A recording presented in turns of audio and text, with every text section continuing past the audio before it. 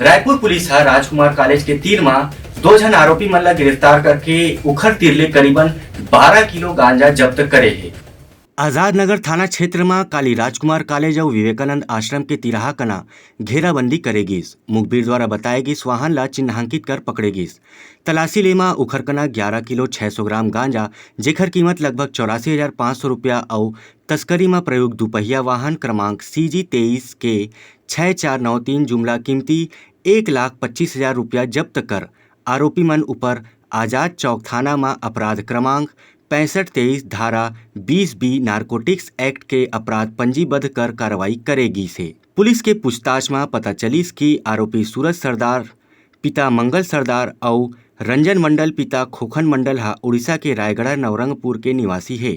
Bureau report उतलंघा news. सोर संदेश द बज़ उतलंघा के खबर चारों मुड़ा है नजर। छत्तीसगढ़ी और अंग्रेजी भाषा में खबर पर रहो बेसबर।